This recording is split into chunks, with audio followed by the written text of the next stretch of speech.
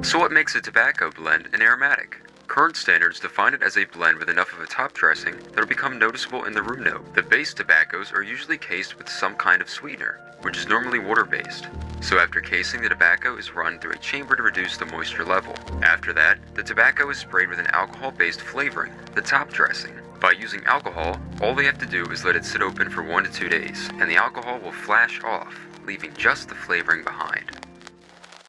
Hi everyone, I'm Jeremy Reeves, head blender of Cornell & Diehl Pipe Tobacco Company, and today I wanted to talk to you all about something that is sort of an interesting topic, I think.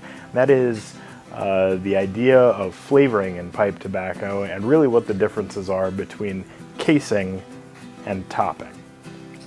A lot of people in the pipe hobby have really sort of hard and fast ideas about the use of flavoring in pipe tobacco. And in the discussion, a lot of times you'll hear people use terms casing or topping, and many times they're really misusing the term, almost as though they're interchangeable terms or synonymous terms. But really, casing and topping are two very different approaches to addressing the flavor of a blend, and they're really used to very different purposes. So we're going to look a little bit more in depth on that. Okay, so first let's talk about casing. Casing is added at the beginning of a blend process, and it is basically a way of making adjustment to the flavor of a leaf or a blend, adjusting chemistry, making minor adjustments to the smoothness or the body or the overall mouthfeel of a blend. Casing is really for fine-tuning flavor and making subtle overall sort of improvements to the way that a blend performs.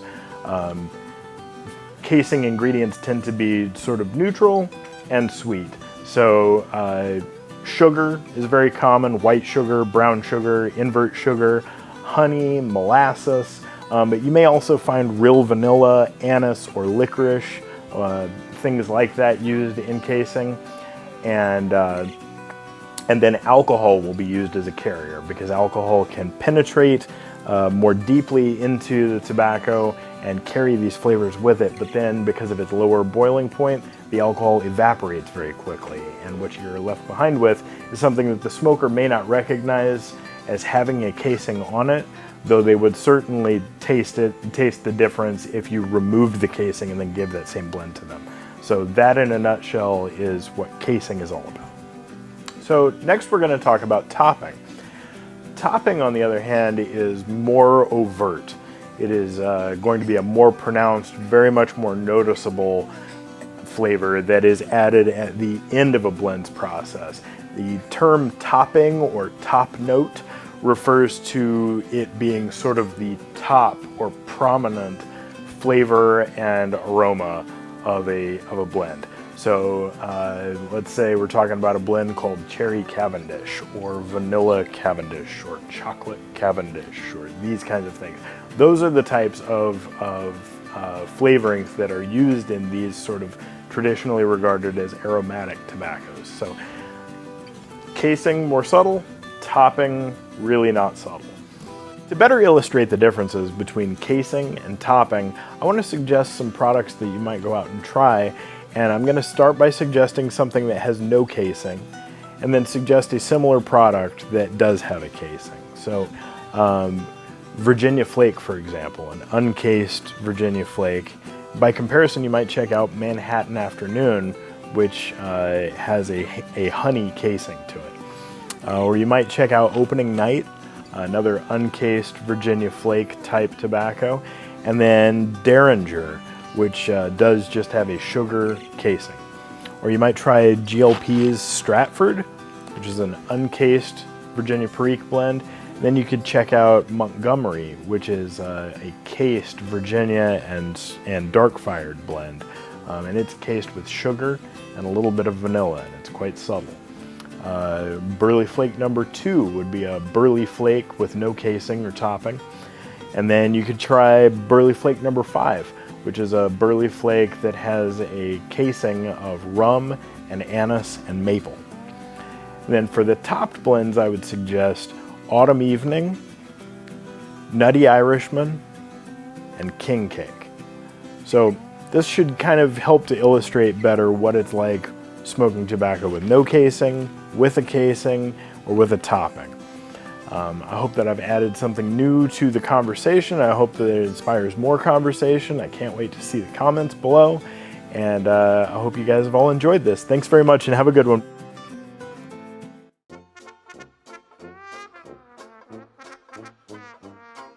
Hi, I'm Russ Willett from PipesandCigars.com, and today I'd like to talk to you about Cavendish.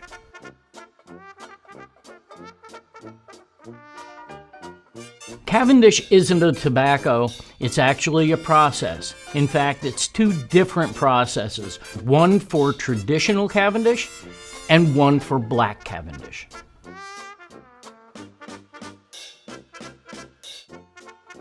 A traditional Cavendish is made by sweetening or flavoring the individual leaves of tobacco, and then they're put into a mold and pressed. This embeds the flavor more deeply into the tobacco, and then the brick is sliced and tumbled apart so it comes into chunky ribbons.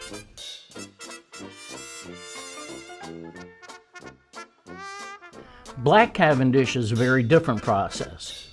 In Europe, they use Virginia, and in the US, they use Burley.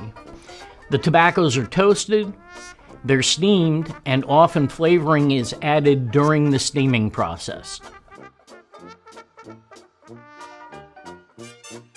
The problem is that the term Cavendish has gotten watered down over the years. Traditionally, Cavendishes either had to be pressed or they had to be toasted and steamed to be classified Cavendish. Today, it may mean just any tobacco that's been flavored for aroma purposes. And that's really not what it is.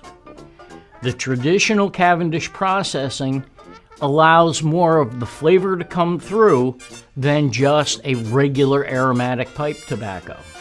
So a true Cavendish is going to be a little bit sweeter, a little bit fuller than just a flavored pipe tobacco. And that's a little bit about Cavendish. I'm Russ Willett from PipesandCigars.com. Thanks for watching.